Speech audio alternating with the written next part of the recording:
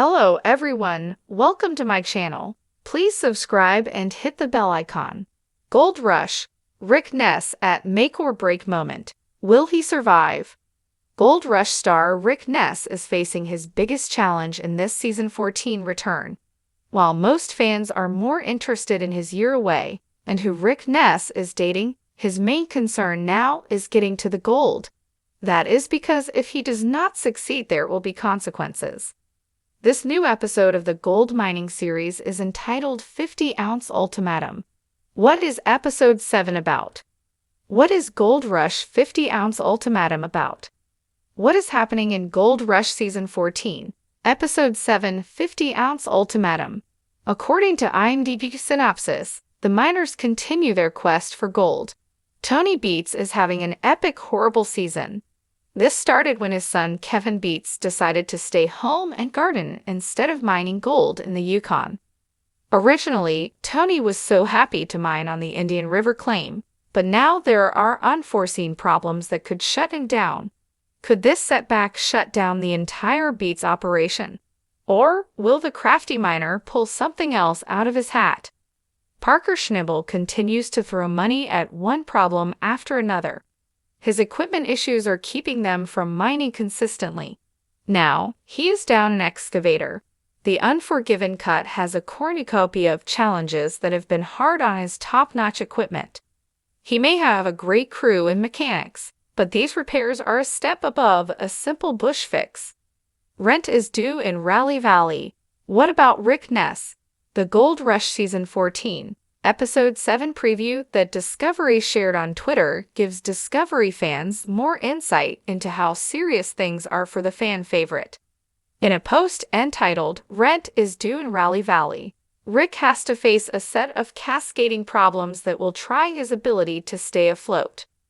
First, he has 36 ounces of gold, but needs 50 to pay his landlord.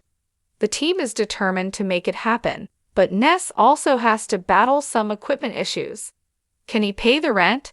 Gold Rush fan favorite Chris Dumit reveals who is best miner in Yukon. Gold Rush star Chris Dumit has starred in all 14 seasons of the Discovery series. On Thursday, the network shared on Twitter a clip of the Oregon native talking about his gold mining journey. He revealed that he started as a greenhorn on a team of greenhorns.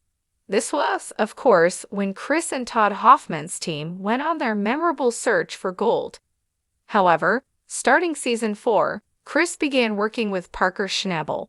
Now, the two have developed quite a special relationship in the past decade. Moreover, Dumit considers Parker one of the very best miners in the Yukon. The sun was just peeking over the Alaskan mountains, casting a golden hue across the rugged landscape. The air was crisp, filled with the scents of pine and earth, as Rick Ness stood at the edge of his claim, staring out at the expanse of land that held both his dreams and his fears. This was it, the make-or-break moment. This season, more than any other, would determine if he had what it took to survive in the unforgiving world of gold mining. Rick had always been a fighter, from his days as a musician on the road to his unexpected rise in the gold mining world. He had faced down more challenges than he could count. But this season felt different.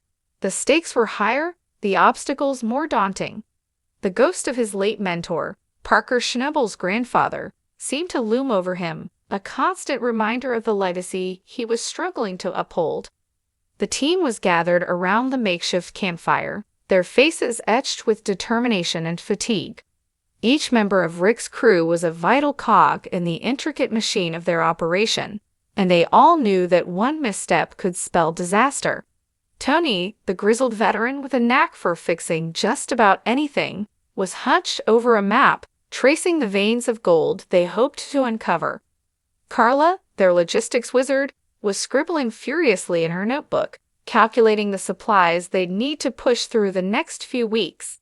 Then there was Lisa, the rookie, eager but green, looking to prove herself. All right, listen up, Rick's voice cut through the morning quiet. This season, it's all or nothing. We've got the equipment, we've got the manpower, but we need to work smarter, faster. The last few weeks have been tough, but I believe in this team. we've overcome worse before. The previous weeks had been a whirlwind of breakdowns, setbacks, and sleepless nights. The dredge had broken down twice, and a sudden storm had washed out the main access road, delaying their operations by critical days.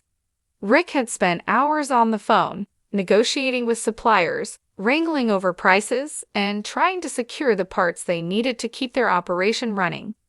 As they moved out to start the day's work, Rick couldn't shake the feeling of a ticking clock. Every scoop of earth, every pan of gravel brought them closer to either a fortune or ruin. He climbed into the cab of his excavator, the seat familiar yet uncomfortable, the roar of the engine a mix of reassurance and menace. He had to trust in his skills, in his team, and in the land that had so far been both a friend and a foe. Hours passed, the sun climbing higher, baking the ground and their backs.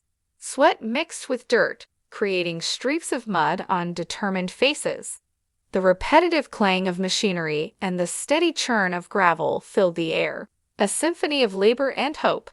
Rick's mind wandered as he worked, thinking back to the early days when he first joined the Gold Rush crew, green and eager, his head filled with dreams of striking it rich. "Rick, we've got something." Tony's voice crackled over the radio, snapping him back to the present. Rick's heart pounded as he drove over to the wash plant. Tony was standing by the sluice box, a rare smile breaking his usually stoic demeanor. He held up a pan, glinting with flecks of gold. "It's not much, but it's a start," Tony said, handing the pan to Rick. Rick felt a surge of hope. The gold sparkled in the sunlight, a tangible reward for their hard work and persistence. He knew better than to count his chickens before they hatched, but this small victory was a reminder that fortune favored the bold. As the days turned into weeks, the operation found its rhythm. The team worked like a well-oiled machine, each member playing their part to perfection. There were still challenges, of course, unexpected equipment failures, a scare with a grizzly bear near the camp, and the ever-present pressure of looming financial ruin. But they faced them head-on, united in their common goal. One evening, as the sun dipped below the horizon, painting the sky in hues of orange and purple, Rick gathered his team for a much-needed break. They sat around the campfire, the flames casting flickering shadows on their tired but content faces. They passed around a bottle of whiskey, toasting to their small victories and the promise of more to come. "To the best damn crew a guy could ask for," Rick said, raising his glass. "We've still got a long road ahead, but I wouldn't want to face it with anyone else." The camaraderie and resilience of his team bolstered Rick's spirits. They had come so far, and despite the odds, they were still standing, still fighting. The season wasn't over yet, but Rick knew that whatever happened, they would face it together. As the stars emerged, twinkling in the clear Alaskan sky, Rick felt a sense of peace. The weight of uncertainty was still there, but so was the resolve to push forward. He thought of his family, his late mother who had always believed in him, and the future he was working so hard to secure. The gold rush wasn't just about striking it rich, it was about proving to himself and to the world that he could overcome any obstacle, no matter how insurmountable it seemed. Rick Ness stood at a crossroads, but he was ready. With his team by his side, and the spirit of adventure in his heart, he would face whatever challenges came his way. The make-or-break moment was here, and Rick Ness was determined to survive, thrive, and carve his name into the annals of gold mining history.